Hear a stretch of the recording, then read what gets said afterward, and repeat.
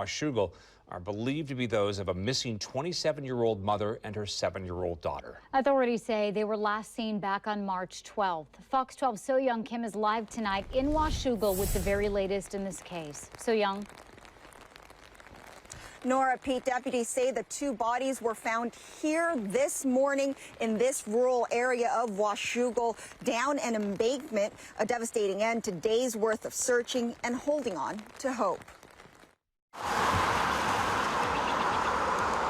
The family's search for their missing loved ones has now turned to grief. The family is devastated. They've lost a daughter and a granddaughter. The Clark County Sheriff's Office says they responded to this area near Southeast Sunset View and Wooding Road in Washougal Wednesday morning just before 10 o'clock for reports of someone saying they saw mannequins. When deputies arrived, they say they discovered two bodies just off this road down an embankment. Vancouver police detectives say they do believe it's missing mom and daughter, 27-year-old Meshay Melendez and 7-year-old Layla Stewart. Layla would always make you feel good if you were crying.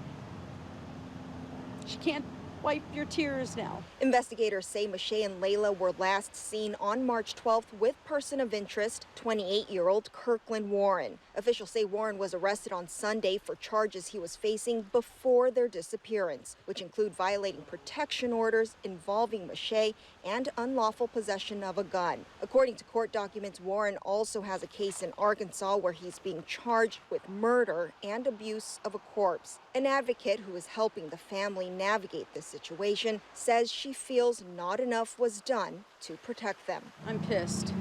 This didn't have to happen. We fight so hard for the victims, and the judicial system needs to protect the victims who have protective orders.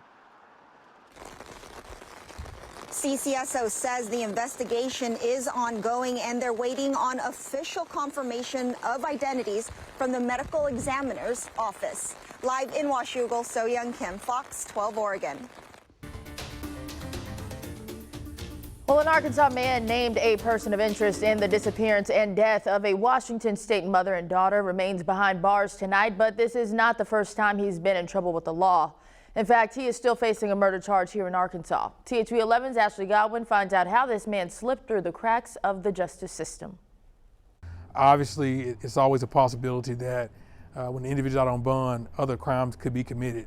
27-year-old Kirkland Warren is from Arkansas, but is currently sitting behind bars in Vancouver, Washington, a person of interest in the deaths of a woman and her daughter. According to police reports, Warren was an ex-boyfriend to the woman, facing charges of violating domestic violence protection orders, assault, drive-by shooting, and unlawful possession of a firearm. But this isn't the first time Warren has had a run-in with the law. In 2017, in a recorded confession to Arkansas police, he confessed to shooting Pine Bluff's Curtis Urquhart. He said Urquhart wanted money, and he said no. The report states that Warren said he became fearful of his life, and he shot and killed Urquhart. He then drove to a gravel road near Stuttgart, where he dumped the body in a ditch. Police charged him with first-degree murder and abuse of a corpse, and was later released on bond. But how did Warren slip through the cracks, traveling all the way to Washington state in the meantime? Since his murder charge in 2017, there have been several continuances of his trial, the most recent one being in November of last year. Warren was not required to stay in Arkansas after bonding out of jail, and the judge did not add any requirement for GPS monitoring. Jefferson County Sheriff Lafayette Woods says Warren did not appear to have any red flags that would have alerted authorities that he needed more restrictions to his bail conditions. He had a notable family in the area, wasn't considered a flight risk, and he did not have a criminal history. What I know about the family, well respected. It does not speak in that time to be an individual that would have been capable of committing such a heinous crime. Vancouver police have not charged Warren for the deaths of his ex-girlfriend or her daughter. His bond has been revoked in Arkansas. In Little Rock, Ashley Godwin, THV 11 News. Thanks, Ashley. Now, it's expected that Vancouver police will keep Warren until this investigation is finished.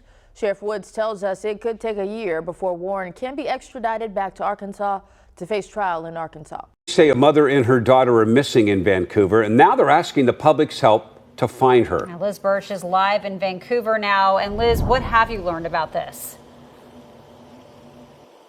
Police told me today they believe there is a criminal connection to these disappearances. They're investigating, and now they're asking the public for information.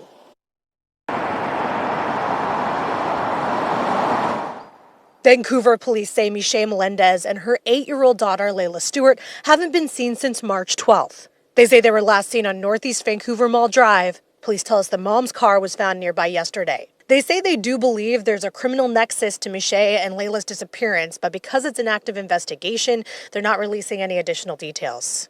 I'm terrified.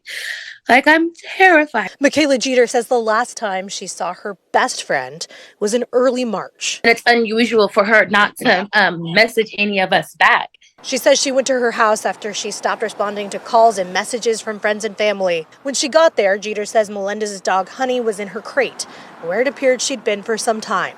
I knew she wasn't there. I knew because her car's not there. Layla hasn't been in school. I knew. And so I just instantly was just nervous. My heart was in my stomach. And then when I saw that her dog was in there, I was like, no, Meshay's not going to do that. Police say Melendez is 5'9" with black hair and brown eyes. Stewart is about 4 feet tall with brown hair and hazel eyes. Jeter hopes anyone with information will come forward. If you guys have any information, come through, say something, any information, even if you think it's futile, it could help, anything.